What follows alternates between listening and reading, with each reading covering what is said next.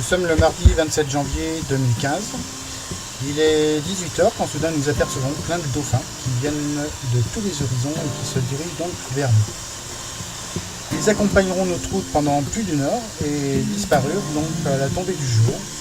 Ce fut vraiment des instants magiques.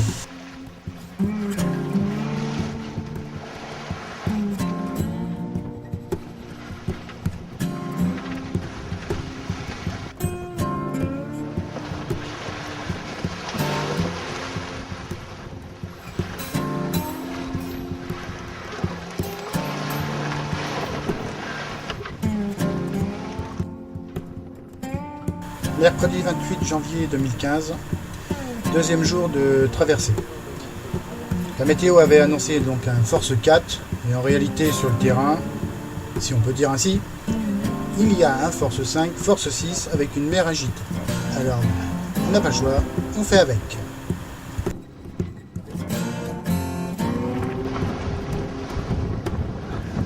Ici je peux vous dire qu'il fait pas beau du tout. On a passé une nuit catastrophique et on espère bien qu'aujourd'hui ça va s'arranger un petit peu.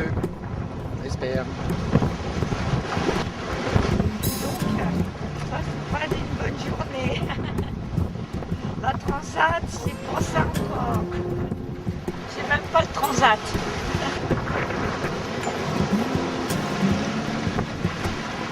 Là nous sommes donc le troisième jour de traversée. On est le jeudi 29 janvier. La mer est à force 6. Enfin non, le vent est à force 6 et la mer par contre est assez forte. Comme on peut le voir là. Il y a des sacrées houles qui nous embarquent, qui nous déportent.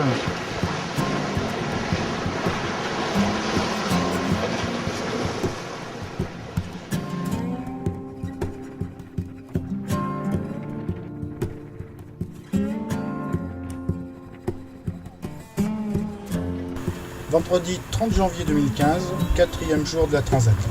Aujourd'hui il fait beau, ça fait du bien un peu de soleil. Il fait 28 degrés, profitons-en. Aujourd'hui c'était une belle navigation en perspective.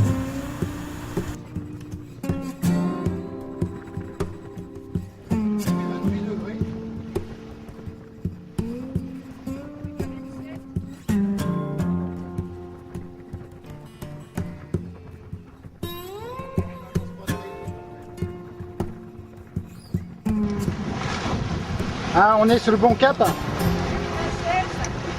Ah, mais par rapport à la route?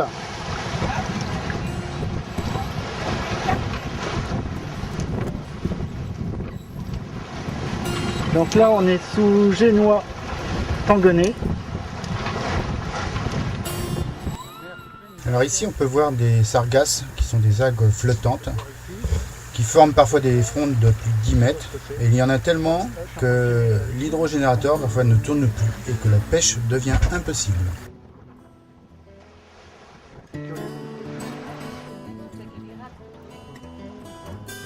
Roger, notre régulateur d'allure, nous a joué un sale tour hier. La bosse du régulateur donc s'est cassée et son remplacement fut plutôt laborieux et acrobatique. Mais maintenant, todo ben. Et nous pouvons admirer cette petite merveille de mécanique. Cette petite merveille marche. Et à côté, le régulateur. Et à côté, donc, on voit l'hydrogénérateur qui nous couvre amplement nos besoins en énergie électrique avec notre panneau solaire quand, bien sûr, il y a du soleil. Donc là, avec le panneau solaire. Donc, 8e jour de mer. Et nous faisons une très belle rencontre avec ce fameux Katma que nous allons aborder par bâbord. Mais comme là il est en train d'accélérer, ouais. Donc on a été obligé de rajouter des voiles nous aussi. Tanguenay. Donc nous allons tangonner. La trinquette, c'est une première, du jamais fait, du jamais vu. Et oui, messieurs, dames. Bon, tout ça pour vous dire que vous voyez, on s'ennuie tellement qu'on se fait des films. C'est le cas de le dire. Donc là, nous approchons du poteau noir. Quoi ? Ouais, si. Les vents faiblissent quand même pas mal. Les jumelles, c'est pouvoir aborder le cap. Non, c'est un cap. Ah oui, cap là.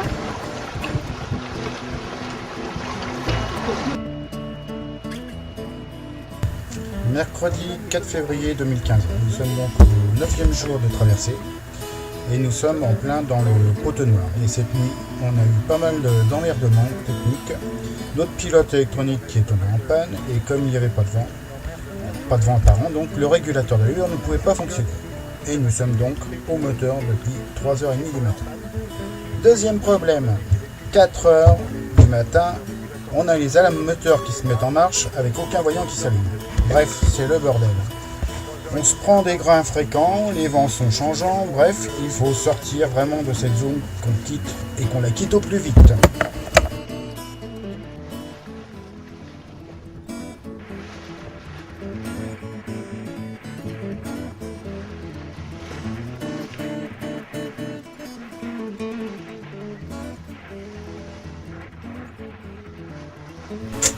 Jeudi 5 février 2015, 10e jour de traversée.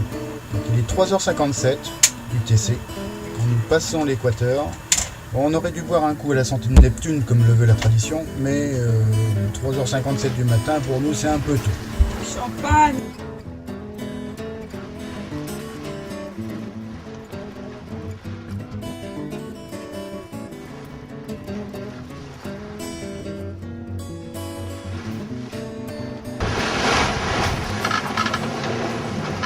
Bon, nous sommes le 11e jour de traversée.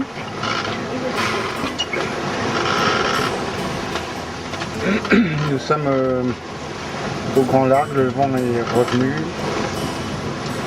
Le soleil se lève.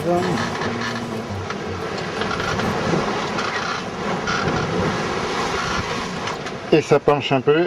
Et il n'y a plus de gaz. Et plus de gaz. Bon, bah, il n'y a plus qu'à changer la bouteille de gaz. De bonne heure le matin.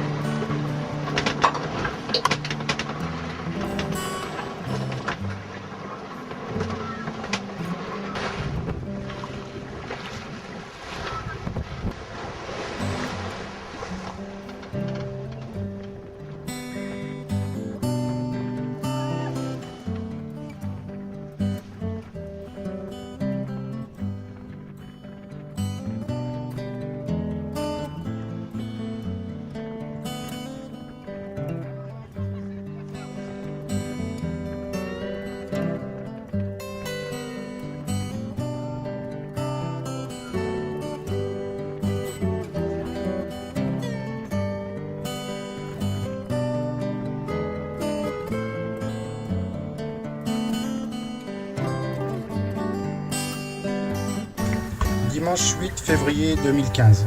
On est au 13e jour de traversée. Aujourd'hui on avance pas trop mal et il fait beau. Nous sommes en train de sortir du Potenoir et nous sommes à 3 ou 4 jours de Salvatore de Bahia.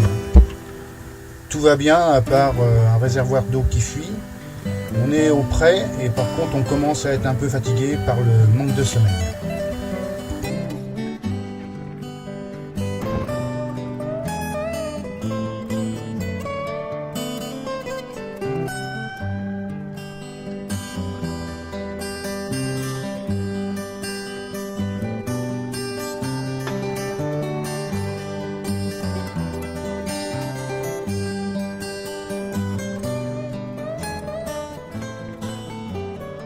Lundi 9 février 2015, on est au 14e jour de traversée.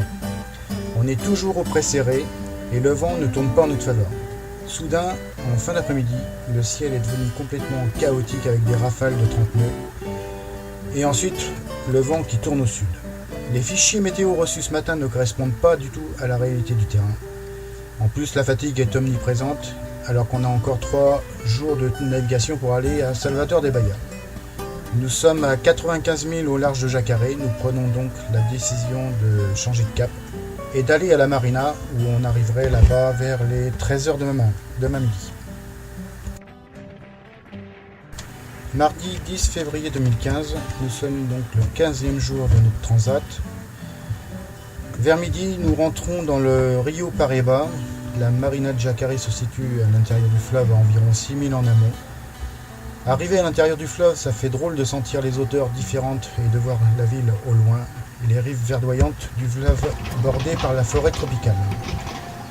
À 13h, nous accostons à la marina avec l'aide des marineaux qui nous attendaient sur le ponton d'accueil, car ils nous avaient aperçus au loin en train de remonter le fleuve.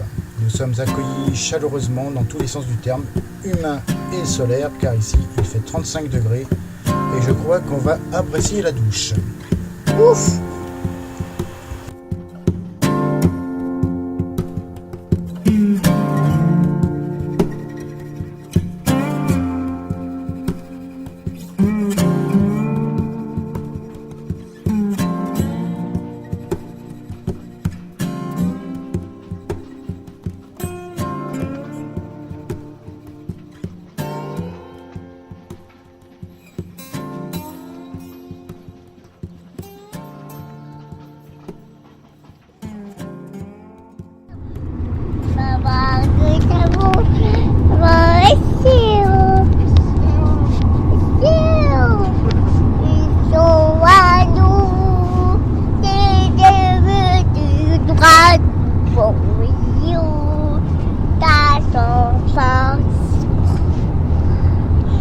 Tabou, la bague tabou, for you.